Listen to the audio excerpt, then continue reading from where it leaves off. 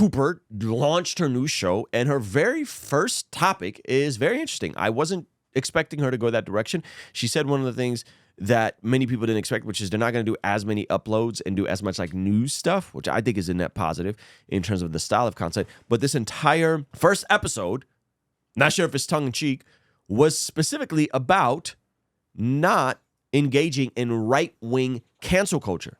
Okay, right-wing cancel culture. So I just wanted to highlight this. And again, I'm not sure if these are like subliminal shots or not. I don't want to read too much into it, but I do find it interesting that this is the first episode that she decided to talk about this on. This comes on the heels of Whitney Cummings going on the New Year's Eve celebration and dropping some pretty funny jokes that people found funny and true.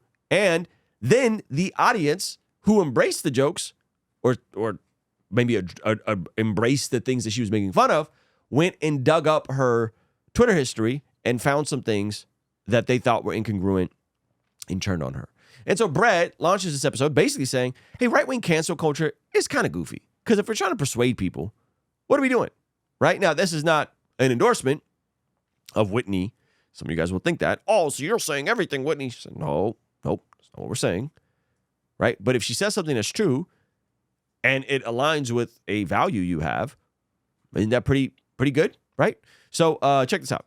People are upset because being angry about COVID and everything that happened during that fever dream of a couple of years, it's understandable. Awful things happened. I mean, the lockdowns, the vaccines, the being separated from our families, kids being kept out of school, it was a travesty. But we have moved on from that. And also we need to be real because think about who we just elected. Think about who we just elected. Uh-oh.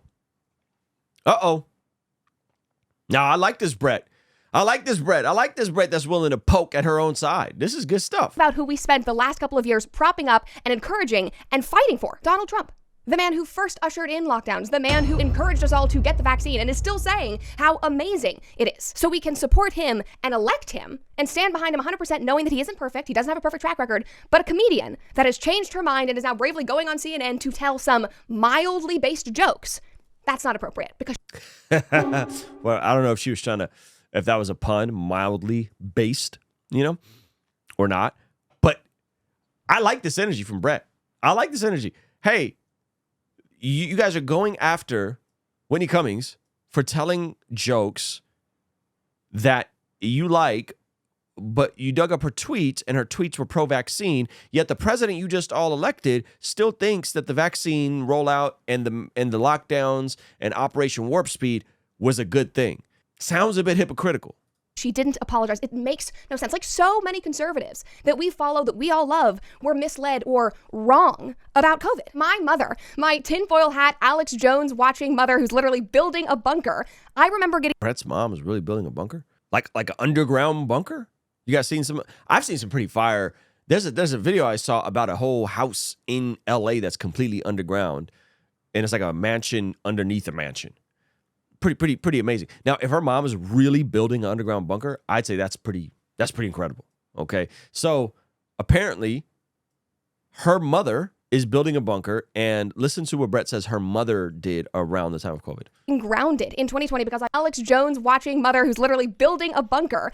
I remember getting grounded in 2020 because I went to the beach with my friends in Los Angeles and she was like, you're going to kill me. You are going to kill me. You need to go out into the garage. I don't want to see. Like literally was grounded because she thought that this was so serious. And it's okay that people were wrong and that things changed because we genuinely, most people, had no idea what was going on and what was actually true, what was real. So that is one point that I want to make. But most importantly, that's a good point. I mean, listen, we didn't know what we didn't know. People didn't know that it was a little bit, worse than a common flu. People didn't know that at the time. Maybe some variants were harsher than others, and so you're being mad at people for changing their position and their opinion. But her whole point here, which I think is a brilliant point, is don't you want people to come to your side, folks on the right, folks who are conservative? Don't you want people to come to your side, even if they're not all the way there with you on every issue?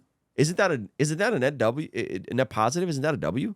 My views have evolved on some of this stuff. I've been open about it. I've documented all of it. And I'll still get people that are like, well, you said this back in 2019. It's like, and I've changed my opinion. It's 2025. You don't think people's views shift? You don't think people's opinions change?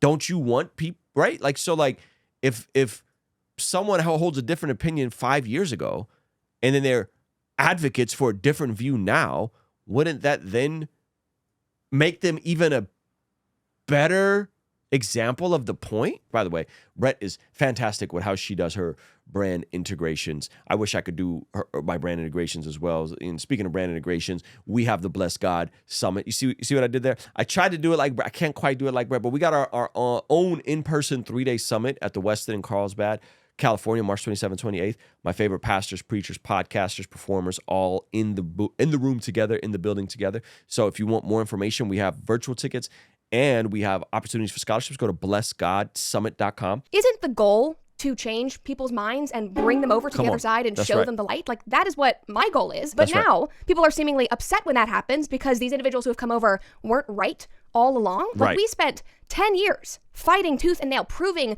people wrong, fighting back against cancellations, dispelling allegations about us, about our political party, about things going on in the world, exposing corruption and lies day after day after day, trying to convince people. I thought that was the goal. I actually look at Whitney Cummings as a huge win, like a bold win, a refreshing acknowledgement of how far we've come, how many people have bravely, dipped their toe onto the other side, who have admitted that they were wrong and that they've now seen the light. Yeah, I think almost everybody can admit that the lockdowns, the 2-week lockdowns to flatten the curve, were bad. I think almost everybody can admit that because they weren't 2 weeks and they didn't flatten the curve and they created way more problems than solutions. Deaths of despair, mental health issues, addiction, people being indoors. Bad. I think everybody could agree with that. I think also at the same time we could agree that mandating frontline workers and people who've already been exposed to COVID to get the bang, that's what I called it, is also bad. You can't why would you mandate that on people who've already had it? Bad. So in hindsight, we should all be able to acknowledge this. I think everybody, at least who I've spoken to, right, left, center, can acknowledge these things. That's how information works. Last part, and then calling people who hold those positions several years ago, who were early to these positions, lunatics and crazies and conspiracy theorists, that was also bad. So I think all these things, and we explored. I brought on a vaccine doctor, and we've talked about all these things in terms of, hey, what about people who have exposed themselves to immunity? Should they be forced to get it? What about frontline workers? Like, I had these conversations back then. A very good thing. And I commend her, and we should all commend her, for having the bravery to admit when she was wrong and take a step to the other side. And again, a lot of people think that this is a grift. A lot of people think that it's not real, that she hasn't actually changed her mind. I completely disagree. Like, you can literally go back over the last couple of years and you can see where and how her mind started to change. One of my good friends, Chris Williamson, he has a podcast, Modern Wisdom. She has been on his show twice in the last couple of years. Now, I like this because she speaks outside of this one issue. She speaks more to the macro of the quote unquote vibe shift. Okay? Listen to what she says next. And in those episodes, she goes in depth about how being a mother changed her. She became a mother to a son, which made her rethink culture and society, specifically thinking about gender roles and masculinity, completely realizing that she has been lied to. And that was kind of a snowball effect into her changing her mind about everything else. She also did a podcast appearance more recently where she actually hit this political transformation head on. Just take a listen. We are in a time where if you are on the left and you don't criticize your party, how much do you even care about your party? I don't think the left is as liberal as it used to. It's like the left became the party of censorship and my body, my choice, but you have to take this vaccine, and my body, my choice, pro-choice party, but you don't have a choice in your candidate. So again, you are seeing her mind change. You are seeing the issues that forced her to rethink everything about her political stance and about her political parties. And I'm seeing all of these comments. I'm seeing people who are posting. Yeah, so I enjoyed this first episode from Brett. One time for her. My curiosity is, was there anything underneath this? Was there any just an interesting thing to start with, right? Like cancel culture on the right.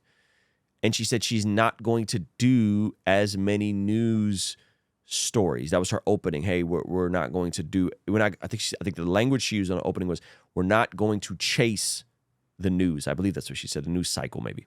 Is that a shot at Daily Wire? So much of the content that comes out of there, which I like some of it. Sometimes I want to hear what, a Ben Shapiro or a Matt Walsh has to say about a specific issue.